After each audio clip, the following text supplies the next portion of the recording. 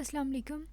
Today we are going to solve quiz number 1 of English 101, that is English comprehension. So सबसे पहले आपके पास first MCQ है. Mark the statement as true or false.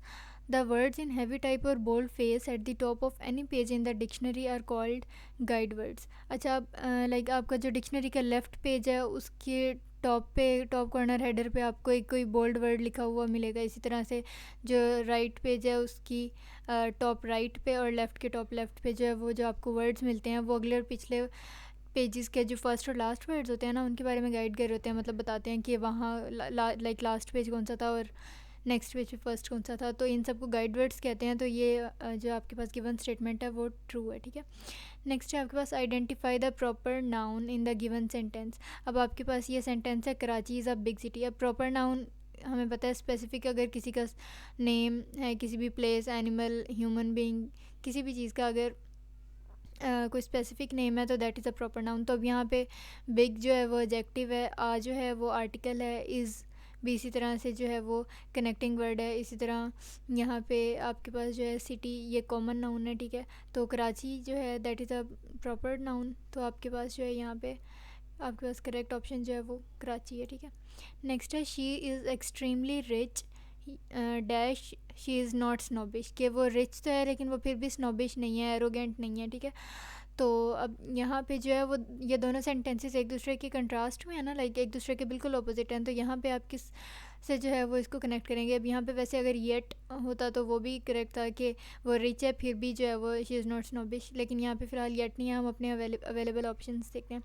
अभी वैसे otherwise, however, unless, hence. तो यहाँ पे आपके पास हाउएवर जो है that is a correct option कि वो रिच भी है ताहम कि इवन देन जो है however she is not snobbish. ठीक है.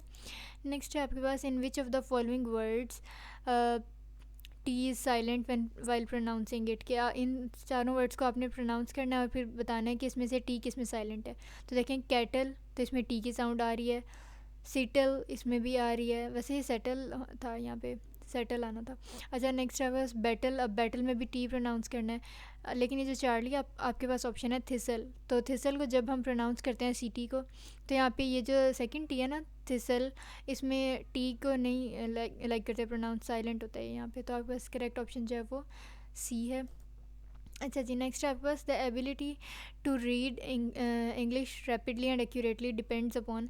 कि अगर आपके पास एबिलिटी है इंग्लिश को जल्दी और एक्यूरेट पढ़ने की तो ये किस पे डिपेंड करता है, आपकी प्रोनाउंसिएशन पे, आपकी वोकेबलरी पे, आपकी पर्पसफुल रीडिंग प्रैक्टिस पे या नॉलेज एंड इन्फॉर्मेशन पे. तो यहाँ पे सी करेक्ट ऑप्शन है पर्पसफुल रीडिंग प्रैक्टिस. क्यों? क्योंकि with the passage of time हम जितना जितना रीड करते हैं और मीनिंगफुल रीडिंग हम जितनी ज़्यादा करते हैं, उसकी प्रैक्टिस जितनी करते हैं तो क्या होता है कि हम उतनी ही तेज़ी और उतने एक्यूरेटली जो है वो हम कोई भी अपना प्रोज या कोई भी पैसेज जो है इंग्लिश का जल्दी से पढ़ सकते हैं. तो C is the correct option. Next है आपके पास mark the statement as true और false. An effective paragraph consists of a topic sentence main idea and supporting details. तो ये भी आपके हैंडआउट्स की एग्जैक्ट लाइन ही है. तो जो भी इफेक्टिव पैराग्राफ जो है उसमें एक मेन आइडिया होता है, एक मेन उसका सेंटेंस होता है, टॉपिक सेंटेंस जिसको कहते हैं, और उस मेन आइडिया की सपोर्टिंग डिटेल्स होती हैं. तो दैट इज़ ट्रू. नेक्स्ट है जी आपके पास choose the best substitute for the word the expression given in the brackets. अब ये आपके पास ये है why did you not through the bag away. कि तुमने जो है वो बैग को दूर क्यों नहीं फेंका या बैग को क्यों नहीं फेंक दिया. तो यहाँ पे आपने ये जो ब्रैकेट्स में आपको ब्रेसेस में ऑप्शन दी हुई है ना, वर्ड्स का जो कलेक्शन दिया हुआ है, इसको आपने रिप्लेस करना है इन चारों ऑप्शंस में से किसी के साथ. तो देखिए डिड के साथ जो है वो हमेशा वर्ब की फ़र्स्ट फॉर्म यूज़ होती है. कभी भी सेकंड या थर्ड डिड के साथ जो है डिड या डिड नॉट के साथ आपके पास वर्ब की हमेशा फर्स्ट फॉर्म यूज़ होगी. तो डिड यू नॉट थ्रोन तो बिल्कुल भी नहीं आएगा. यू डिड नॉट थ्रोन ये जो डी ऑप्शन आपके पास ये भी नहीं आना. और हैड यू नॉट थ्रू, अब हेड के साथ जो है वो हमेशा थर्ड आती है तो ये यहाँ पे गलत हो गया. तो आपके पास करेक्ट ऑप्शन कौन सी बची, C that is Charlie. Why did you not throw the bag away कि तुमने बैग जो है वो क्यों नहीं थ्रो किया. नेक्स्ट है जी आपके पास a dash is a book that tells about the spellings, pronunciations, definitions and uses of the words of a language. तो डेफिनेटली ये आपको पढ़ने से ही पता चल गया कि डिक्शनरी वो बुक होती है जो आपको स्पेलिंग्स, प्रोनाउंसिएशंस, डेफिनेशंस और इन सब के बारे में बताती है. ठीक है. नेक्स्ट है जी आपके पास a lot of students find English spellings very dash confusing, interesting, boring and difficult. तो यहाँ पे लाइक इंग्लिश स्पेलिंग्स जो है वो कंफ्यूजिंग और डिफ़िकल्ट दोनों ऑप्शन यहाँ पे ठीक आ सकते हैं। आप हैंडआउट्स के अकॉर्डिंग आप इसमें से जो है वो जो भी लगा लें, क्योंकि इंग्लिश स्पेलिंग्स जो है वैसे आपके हैंडआउट्स में डिफ़िकल्ट वर्ड यूज़ हुआ है, ठीक है। तो वैसे मोस्ट ऑफ द स्टूडेंट्स को इंग्लिश स्पेलिंग्स कंफ्यूजिंग भी लग रहे होते हैं और डिफ़िकल्ट, तो मैं इस कॉन्टेक्स्ट में कह रही हूँ कि दोनों ठीक हो सकते हैं, लेकिन हैंडआउट्स के अकॉर्डिंग यहाँ पे डिफ़िकल्ट ठीक है। नेक्स्ट है जी, a statement that expresses the main idea of the paragraph in which it occurs is called topic sentence, तो यस ये ट्रू है। नेक्स्ट है आपके पास आइडेंटिफाई द प्रॉपर नाउन। अब इस सेंटेंस में आपने प्रॉपर नाउन बताना है। देखें अब यहाँ पे लगा हुआ है काओ, लेकिन काओ ये स्पेसिफिक तो नहीं है यहाँ पे कोई, ठीक है।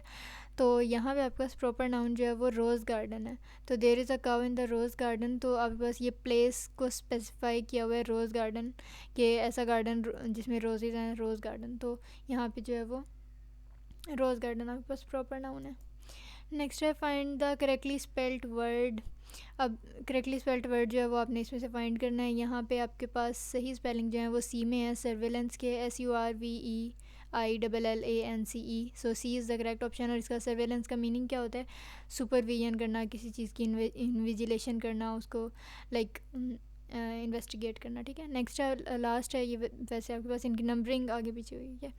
नेक्स्ट है बस choose the correct meaning of the given word enhance. अब इनहेंस का क्या मतलब होता है? To increase, to win, a gathering of people, और इसमें लास्ट ऑप्शन लीव या इस तरह से था कोई, ठीक है।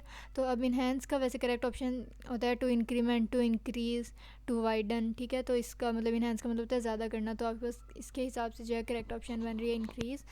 So that was all about the first quiz of English 101, and if you are new to my channel then don't forget to subscribe. Thank you.